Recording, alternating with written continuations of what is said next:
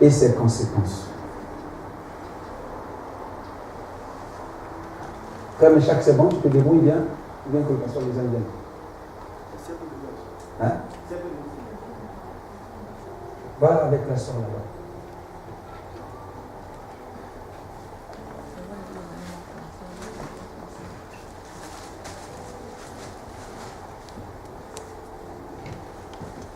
La foi en Jésus-Christ et ses conséquences. Alléluia. Alors, pour ceux qui ont commencé cet enseignement avec nous, et pour ceux-là qui, c'est pour leur première fois, d'être connectés avec nous, ou bien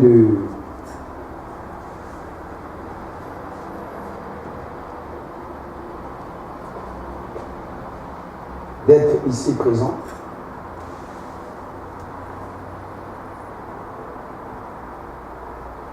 Nous avions défini la conséquence.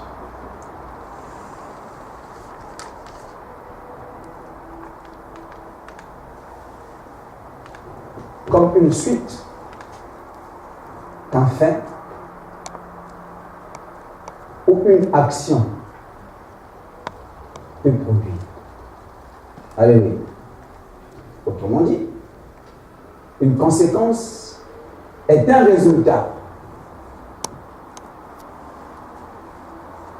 Alléluia. C'est un fait. Ce sont des effets. Donc la foi en Jésus-Christ et ses conséquences, nous sommes simplement en train de parler des résultats ou des effets que peuvent produire la foi en Jésus-Christ. Amen. Nous avions dit ceci. Si vous croyez en Jésus-Christ, il est évident que votre foi en Christ, Jésus, puisse produire des effets ou des résultats. Ce n'est pas possible que l'on croit en Jésus-Christ et que cette foi-là ne puisse pas produire les résultats en nous. Ce n'est pas possible.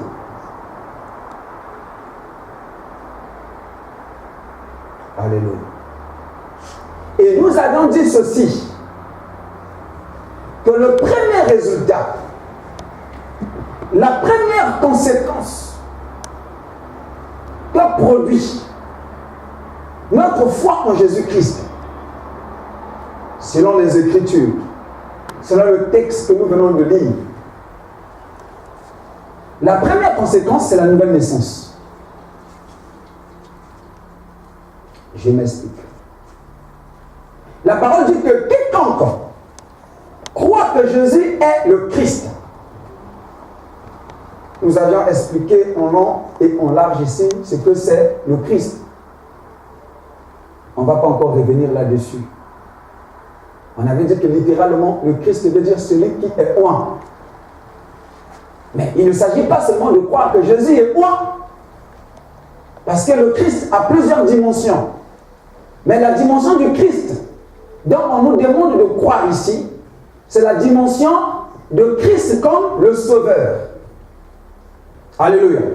De Christ comme celui qui est mort à la croix pour toi, pour moi. De Christ comme celui qui a donné sa vie en rançon, afin que toi et moi, nous soyons sauvés. Amen. Donc, quand quelqu'un croit à ça, quand quelqu'un a cette foi en la mort de Christ et sa résurrection, la Bible dit ceci, il est né de Dieu. Alléluia. C'est un fait d'état. Il n'y a pas à discuter. Alléluia. Tu es né de Dieu. Lorsque tu crois que Jésus est le Christ, c'est automatique. Alléluia. C'est ipso facto.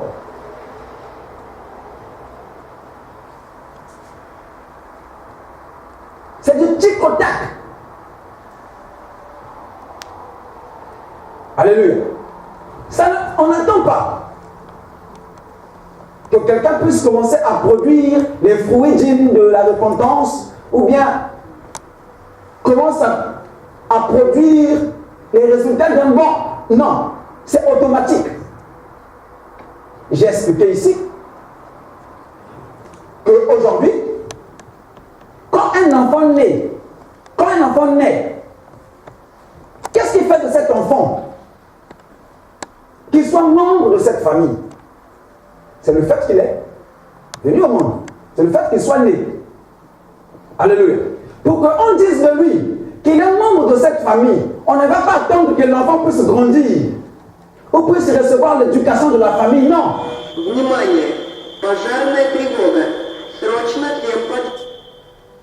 Alléluia. On ne va pas attendre.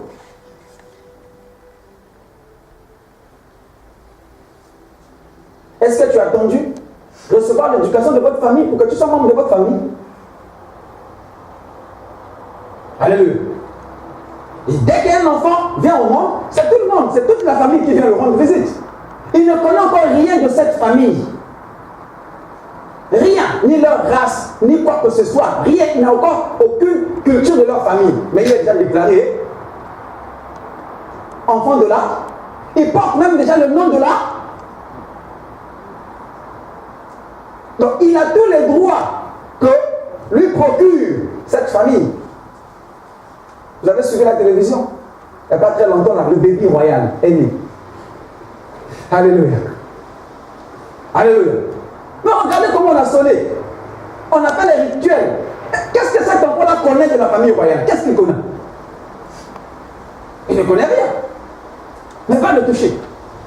Tu verras toute l'armée britannique derrière toi. Bébé royal. Alléluia. Pourquoi? Parce qu'il est venu. Il devient membre. Donc c'est son Altesse, c'est ça, non? Son Altesse royale. Donc moi là, quand on le voit là, alléluia. Bébé royal. Si on le prend seulement, on lui met entre tes mains, qui pleure seulement, tu as un problème. Alléluia. Tu as un problème. Pourquoi? Mais parce que tu as mal.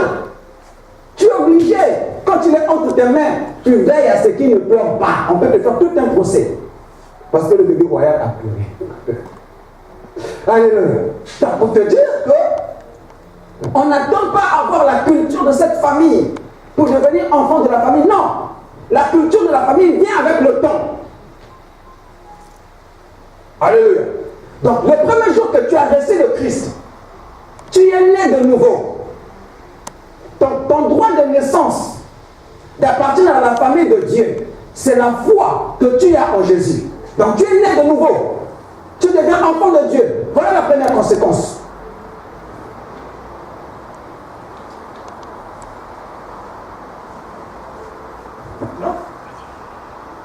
C'est au fur et à mesure que tu es en train de venir à l'église.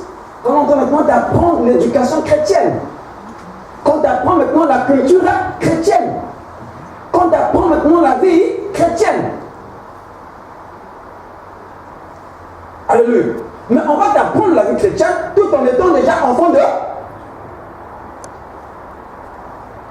Donc, il ne faut pas qu'on nous panique. Il ne faut pas que quelqu'un te panique. Oh non, toi tu n'es pas enfant de Dieu. Toi tu commences à être paniqué. Que je ne suis pas enfant de Dieu. Parce que on t'a surpris en train de se mal. Tu t'es mal comporté. Non. Non. Alléluia. On apprend la vie chrétienne. On apprend la culture. Chaque jour, nous sommes en train d'apprendre. Mais on est enfant de Dieu. Lorsque tu sais que tu as cru en Jésus-Christ là, tu l'as reçu là. Selon Jean chapitre 1, verset 12 à 13. À tous ceux qui l'ont reçu, à tous ceux qui croient en son nom. Elle, la parole, qui est Dieu, a donné le pouvoir. Ce n'est pas un homme qui va te donner ce pouvoir, mais c'est Dieu qui te donne ce pouvoir par ta foi en Jésus.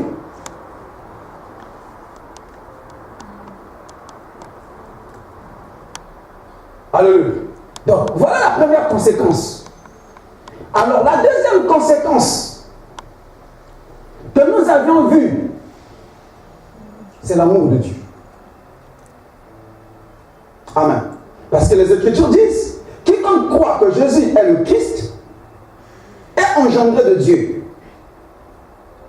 est né de Dieu. Et quiconque aime celui qui l'a engendré, aime aussi celui qui est né de. Donc, la deuxième conséquence, c'est l'amour de Dieu. Alléluia. Donc, quand nous naissons de nouveau, quand nous devenons enfants de Dieu, la première des choses que Dieu fait, il répand son amour dans notre cœur. Alléluia. Il nous donne maintenant les capacités de l'aimer. Pourquoi? Parce que lorsque nous devenons enfants de Dieu, spirituellement, il y a ce qu'on appelle la régénération. Donc on devient né de nouveau et l'Esprit de Dieu vient habiter dans notre cœur. Alléluia. C'est pourquoi il est écrit que reconnaissez ceci. Ce sont ceux-là qui ont l'Esprit de Dieu, l'Esprit de Jésus, qui appartiennent à. Donc la foi en Jésus-Christ te donne le pouvoir de devenir enfant de Dieu. Et quand tu deviens enfant de Dieu, il faut que Dieu te marque du sceau, de son sceau, qui est le Saint-Esprit, pour faire la différence entre ceux qui lui appartiennent et ceux qui ne lui appartiennent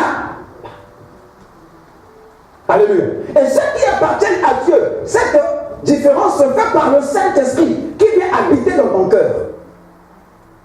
Amen.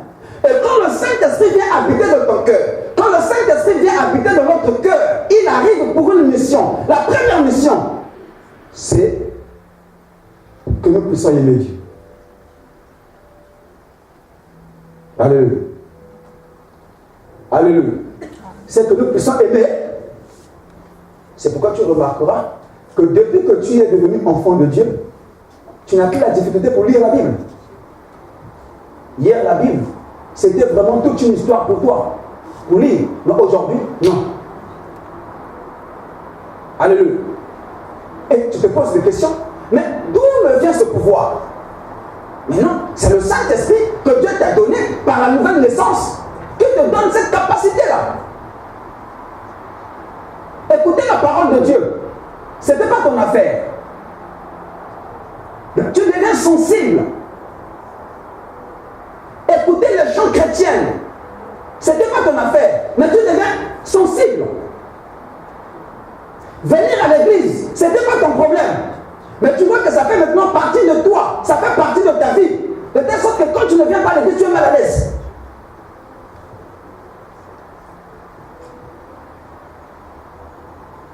Alléluia. Pourquoi? C'est l'œuvre du Saint-Esprit dans ton cœur. C'est pourquoi, quand tu remarqueras que tu n'as plus l'amour de lire la Bible, tu n'as plus l'amour de venir à l'église, tu n'as plus l'amour d'écouter la parole, tu n'as plus l'amour d'écouter l'adoration, il faut que tu fasses très attention. Il faut que tu saches que tu es en train de perdre ta vie divine. Alléluia. Et que le Saint-Esprit en toi est en train d'être attristé.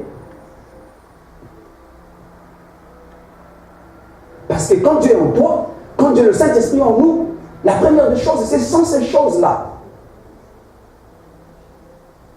Donc on ne peut pas dire qu'on est enfant de Dieu et qu'on n'aime pas Dieu, c'est faux. Comment ça?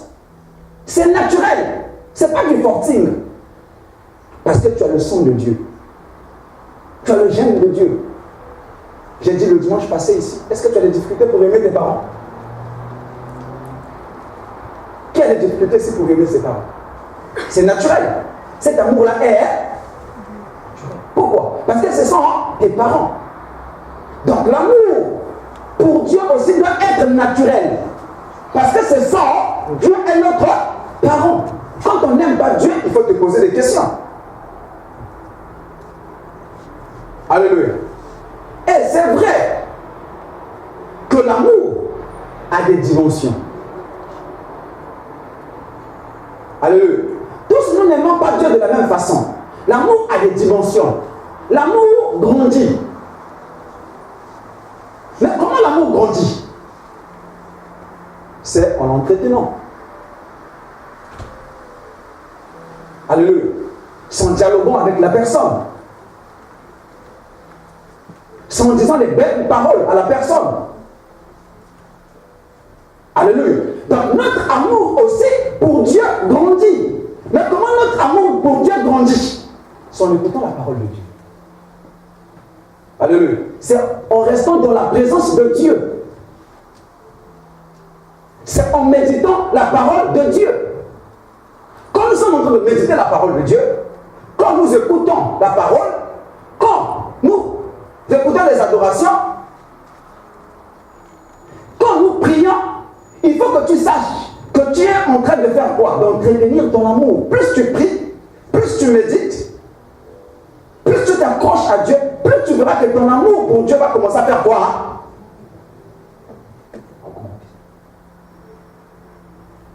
Et plusieurs d'entre nous, nous sommes victimes. Notre amour pour Dieu ne grandit pas.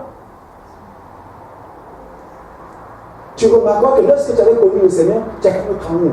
Mais aujourd'hui, ce n'est plus la même chose. Mais pourquoi? Parce que tu n'as pas entretenu cet amour-là. Tu écoutes la parole seulement quand tu viens à l'église. Tu ouvres la Bible seulement quand tu es à l'église. Tu pries seulement quand on est à l'église. Mais comment l'amour pour Dieu va grandir? Comment? Tu n'es pas en contact avec Dieu. Ni par le biais des Écritures, ni par le biais de la parole, ni par le biais des louanges et l'adoration. Mais comment ton amour envers Dieu va grandir? Alléluia. Donc, la deuxième conséquence, c'est l'amour de Dieu. Et cet amour de Dieu se traduit aussi, est lié à l'amour de mon prochain, à l'amour de celui qui est né de Dieu. Celui qui aime celui qui l'a engendré. Donc, qui aime Dieu, Dieu qui a fait de lui son enfant, Dieu qui l'a engendré. Celui qui aime Dieu, aime aussi celui qui est né de Dieu. Qui est né de Dieu? Donc, ton prochain.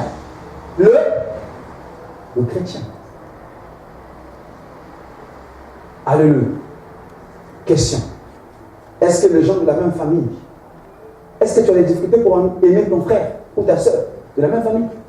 Pas de difficulté. Pourquoi? Parce que c'est ton. Alléluia. Et l'amour que nous avons pour Dieu, qui est notre Père, cet amour-là, se manifeste envers nos frères, nos sœurs, dans le Seigneur.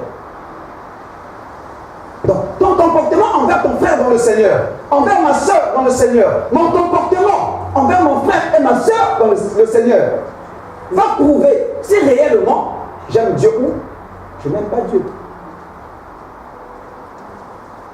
Donc, chacun de nous ici peut mesurer l'amour que lui il a pour Dieu, l'amour qu'il a pour le Seigneur, vis-à-vis de l'amour qu'il donne à son prochain, qu'il donne à son frère dans le Seigneur. On peut mesurer. Mais aujourd'hui, ce n'est pas ça. C'est ce qui se passe dans nos églises. X avec Y, ça ne parle pas. Y avec X, ça ne parle pas. Le ennemi du pasteur, c'est le pasteur.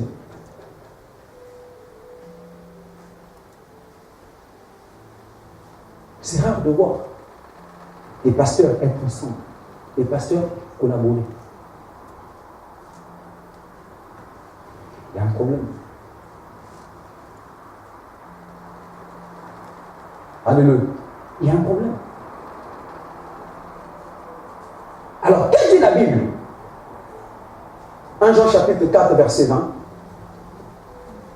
Verset 20 à 21. Si quelqu'un dit « J'aime Dieu » et qu'il haït son frère, c'est un menteur. Car celui qui n'aime pas son frère qu'il voit, comment peut-il aimer Dieu qu'il ne voit pas? Ça, c'est le verset 20. Si toi et moi, nous disons que nous aimons Dieu, et mon frère chrétien, ma soeur chrétienne, mon prochain, on ne l'aime pas, Dieu dit que nous sommes menteurs. Il dit que nous sommes menteurs. Comment tu peux aimer Dieu que toi tu ne vois pas? Comment je peux aimer Dieu que moi je ne vois pas? Mais mon frère que je vois, je ne l'aime pas. Puisque mon frère qui est avec moi, mon frère chrétien qui est avec moi, c'est l'expression de Dieu que je ne vois pas.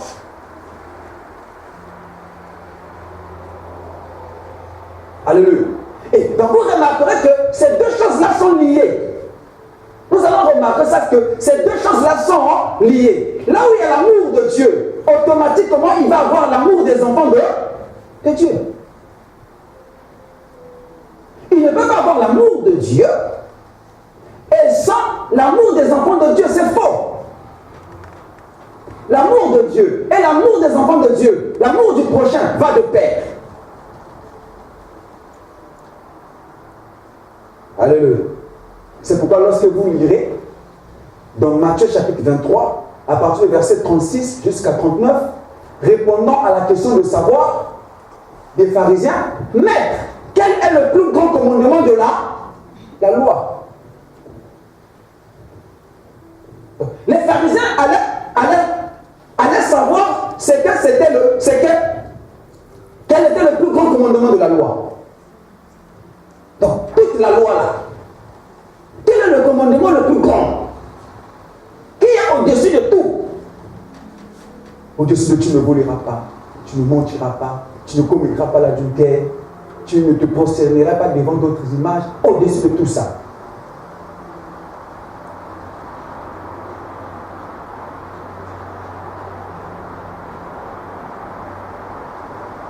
Alléluia. Et Jésus le dit. Il le répond. Tu aimeras ton prochain. Et tu aimeras l'Éternel Dieu de tout ton cœur, de toute ton âme, de toutes tes forces. Voilà le plus grand commandement. Et il continue en disant, voici le second qui lui est semblable. Donc le second là est aussi comme le premier. Tu aimeras ton prochain comment? Donc, l'amour du prochain est égal à l'amour de... On ne peut pas séparer ça. Voici le second qui lui est semblable. Alléluia. Alléluia. Donc lorsque j'aime Dieu là, je dis que j'aime Dieu, mais mon prochain, mon frère là, je ne l'aime pas. Non. Il faut que je le garde déjà. Je suis encore loin. Ouvrons 1 Corinthiens,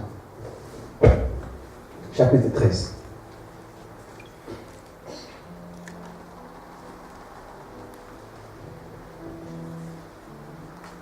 « 1 Corinthiens chapitre 13.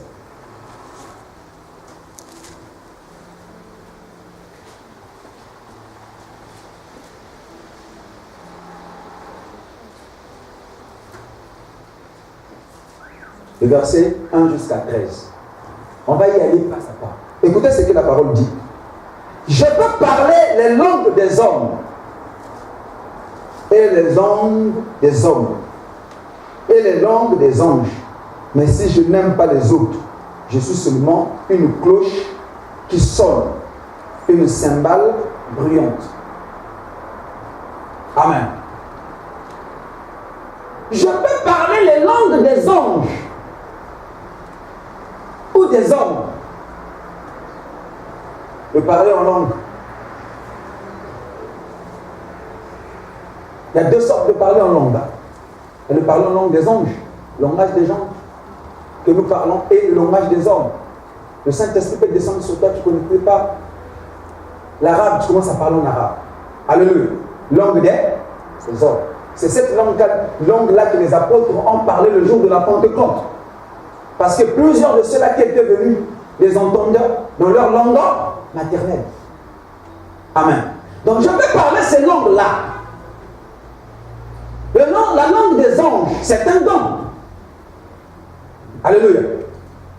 Donc je peux avoir le don de parler en langue. Comme nous parlons tous ici. Le don de parler la langue des hommes. Mais si je n'aime pas les autres, je suis une cloche qui sonne. Tout à l'heure, la cloche vient de sonner. On était paniqués là. Alléluia. Donc devant Dieu, je suis comme ça. Ou bien, le cymbale qui fait quoi? Qui fait le bruit comme le présent des fois joue là. Donc je suis vide. Je suis rien. Donc les langues, les dons ne fait pas de moi quelque chose devant Dieu. Alléluia. Les dons ne font pas de nous quelque chose. Puisque les dons, nous ne les méritons pas. C'est ce que Dieu nous donne. Le don n'est pas un caractère. Alléluia. Les dons, c'est ce que Dieu donne. Si moi je te donne quelque chose, est-ce que tu peux t'inventer devant moi? Est-ce que je peux t'apprécier par rapport à cette chose que moi je t'ai donnée? Répondez-moi. Est-ce que si je te donne quelque chose, je peux t'apprécier par rapport à ça?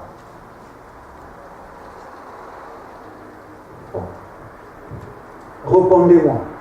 Est-ce que si je te donne quelque chose,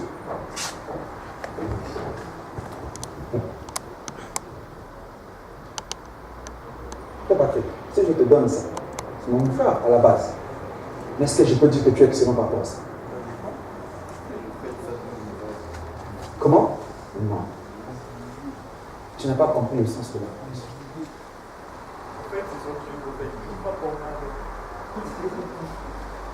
Tu as compris? Est-ce que tu as compris? Tu as compris de quoi tu parles? Tu n'as pas compris, non? Parce que c'est à moi.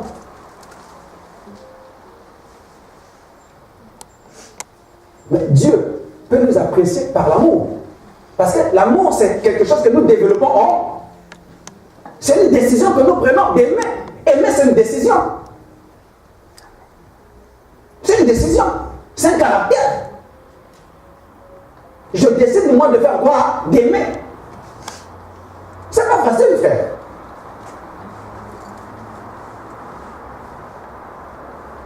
Alléluia. C'est pas facile. Pas aimer que nous on fait là, non. Parce que la soeur me donne les offrandes, je l'aime. Parce qu'elle ne me donne pas les offrandes, alléluia, amen. C'est pas ça d'aimer là, non. Aimer de sans parce qu'il est de...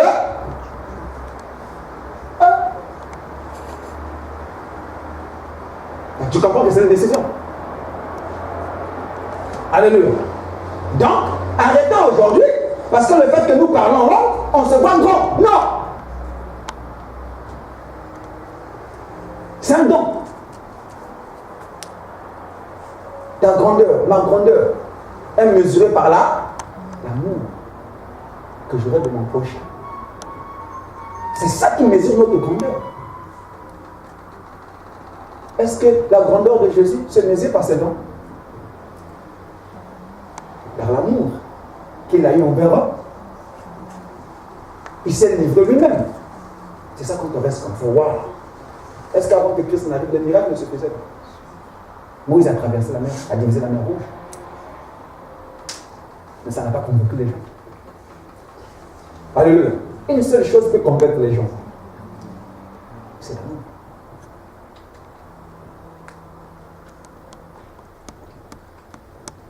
Alléluia. Et la Bible dit, Paul dit, il commence à nous expliquer maintenant, pour le rentrer en profondeur, pour rejoindre le Seigneur ici. Tu aimeras l'Éternel ton Dieu. Mais cela ne suffit pas. Aimer Dieu ne suffit pas. Tu aimes seulement Dieu. Ton prochain basta. Il n'y a pas de sens. Dieu ne te voit pas. Alléluia. On se rend maintenant compte. C'est pourquoi la Bible dit que ce n'est pas tous ceux qui me disent Seigneur, Seigneur qui vont. La condition de rentrer, c'est l'amour. Parce que là-bas, on va vivre ensemble, frère. Toi, tu n'aimes pas le vivre ensemble. Tu as des difficultés pour vivre avec les autres. Tu exclus les gens du royaume. Alléluia. Alléluia. Parce que là-bas, ça sera la communauté. C'est le vivre ensemble. Ça ne sera pas que tu seras dans ton coin. X dans son coin. Non. C'est pourquoi là, l'Église nous prépare à tout ça.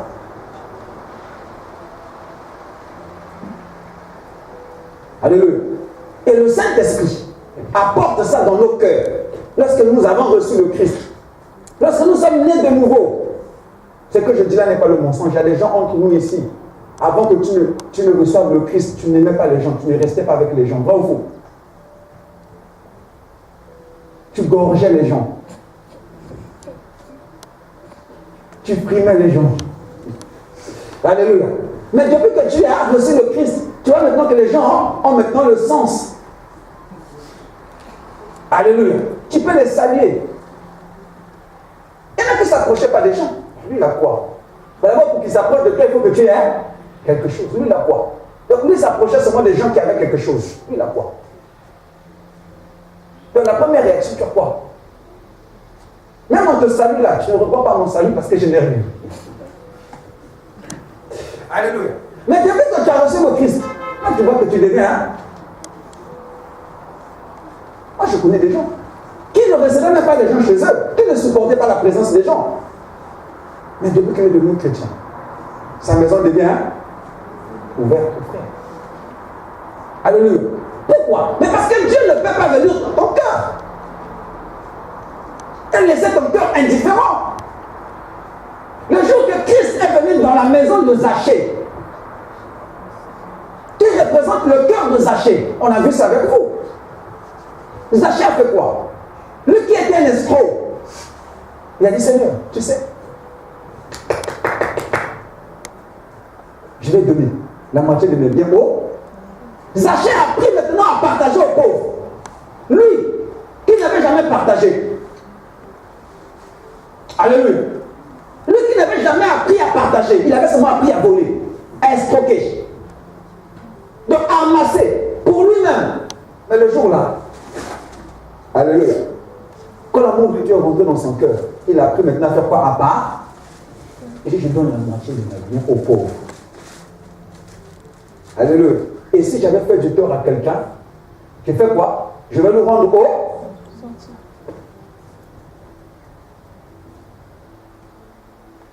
Écoutez, quand l'amour de Dieu vient dans notre cœur, on apprend